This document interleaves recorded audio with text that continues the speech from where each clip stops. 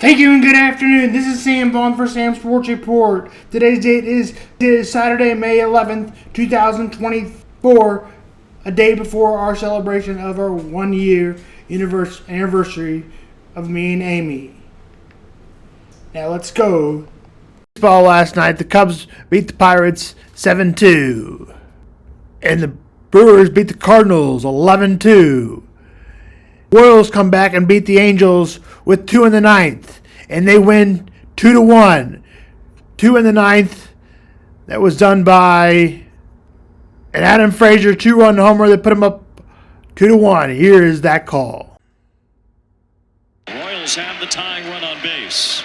Frazier hits one deep toward right. If it's fair, it's gone in the corner. That is a home run for Adam Frazier, and the Kansas City Royals strike in the 9th inning. They take a 2-1 lead on Frazier's first homer in Royal Blue. I talked about it early in the ball game, Wayne. He has the threat to go deep, and because there was a runner on first, Estevez lost. The Royals advanced to 24-16. The Angels are now 14-25. We've got the scores. We've got the games today on here. And the Kansas City Royals steal one at Angel Stadium. The Angels go 0 for 14 with runners in scoring position. And Adam Frazier's home run off Carlos Estevez, the game winner in the top of the 9th, as the Royals knock off the Angels 2-1. Royals will play the Angels in 3 of 4. Seth Lugo will be on the mound for the Royals, and Patrick Sandoval will be on the mound for the Angels. Seth Lugo has a 1.92 ERA and is 5-1. The Royals blew his last start. Panda Sandoval is 2-5 with a 4.85 ERA. Baseball last night, the Cubs beat the Pirates 7-2. Brewers beat the Cardinals 11-2. The Cardinals will play the Brewers. The third game of the series. The Cardinals are 15-22. Meanwhile, the Milwaukee Brewers are 22-15. This game will be played on Fox. Kyle Gibson will be the start for the Cardinals. He is 2-2 with a 3.68 ERA. Freddie Peralta will get the start for the Brewers. He's a 3.49 ERA, 3-1. That's it for baseball. And the Oilers beat the Canucks 4-3 in overtime. Here's how that call went. So Pettersson and Miller and Besser on there, but they all got caught in their own D zone. Draisaitl to the bat. Bouchard down the wall, scores! Evan Bouchard wins game 2, and this series is tied. It was Edmonton that created all the chances in the third period. Rangers and Hurricanes at 6.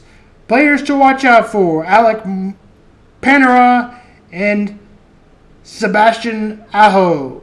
That series is 3-0, a chance for the Rangers to sum up the series and go to the third round, which is the Eastern Conference Finals.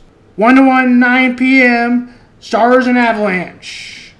Players to watch out for in the Stars game: Jason Roberts and Nathan McKinnon.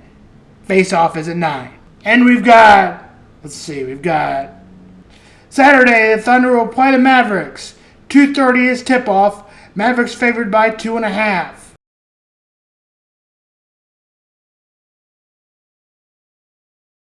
Celtics will play the Cavs. Cavs the host, with Boston favored by 8.5, 7:30. Players to watch out for in the OKC and Mavericks games: Shai Gilgeous-Alexander and Luka Doncic. And Celtics and Cavaliers: Jason Tatum and Donovan Mitchell. Celtics and Cavs, 8.5, 7:30. Travis Kielce signs a new deal with the Chiefs. They talk about it that it could be his last.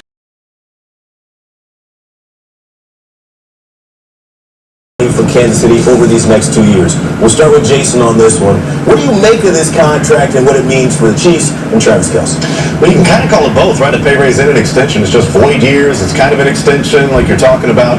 I think what it means is that it's another player along the line that the Chiefs have said, hey, look, you play ball, we'll take care of you when the time is right, when we've got some money to take care of you, just as we've done with Travis Kielce. It's also sort of that annual, let's rework Travis Kielce's contract. But really what it tells me is that the Chiefs are looking at Kielce and saying, these next 2 years, you're going to be paid as the highest paid tight end. You're getting the money that you're worth. Let's see if we can win a couple of more. And I think it's also Travis Kielce thinking that there's 2 years left in his career. I don't know that he's going to retire after these 2 years because we saw his brother have a documentary following him around for this last year and still decided to come back for one more. But I think this is an indication of where the light at the end of the tunnel and at least a year that maybe Travis Kielce is pointing towards in these next couple of years to when he finally calls it quits. As for the Chiefs, so we're coming into some key negotiations now. I'm thinking Nick Bolton, I'm thinking the offensive line, Creed Humphrey and Trey Smith.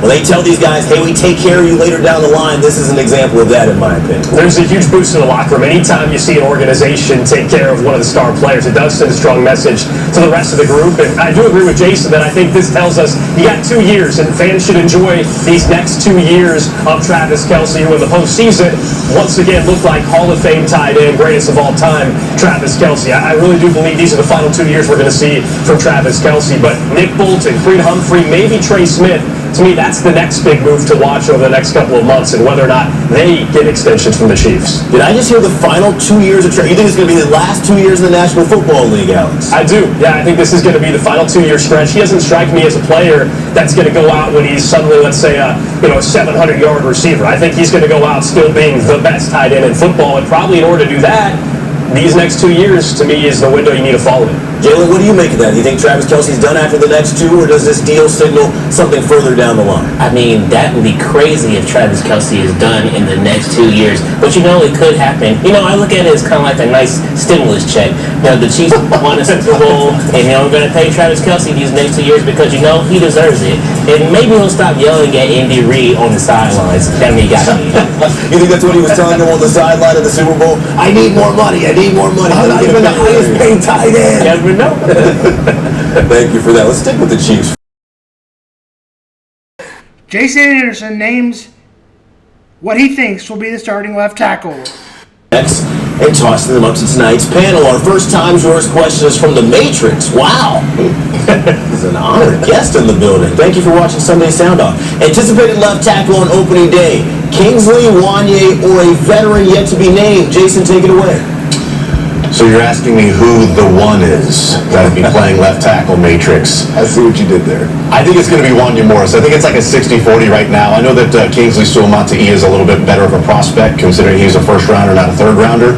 But I think there's a reason that Brett Veach talked about not going out and getting it, whether it's a Donovan Smith or another receiver or something like that. But specifically for left tackle Donovan Smith, in that they played last year, they know what they have in Wanya Morris. They like certainly what they're seeing with Kingsley, and they were able to sort of coach around what they had in Wanya last year, and that's with a porous offense. And I think they think this offense is going to be much better than what it was last year, so they'll be able to get by if they have lackluster or even just average tackle play. And with these guys challenging each other, hopefully it'll be a bit better than average, which would be great for these two. But I think right now Wanya Morris is the leader in the clubhouse, the I guess leftover incumbent, if you want to talk about that or want to say it that way, because Donovan Smith isn't there. So I'll say he's got the advantage, but they really like Kingsley, and he's got the tools. And if he shows that he's developing early, I wouldn't be surprised if that Thursday night game, it's Kingsley out there starting at left tackle. And Brett Veach always talks about how that Tampa Super Bowl shaped their depth at offensive line and how they approach the position. It'll be something we're watching going into training camp. Thank you for that, Jason. Our second time to yours question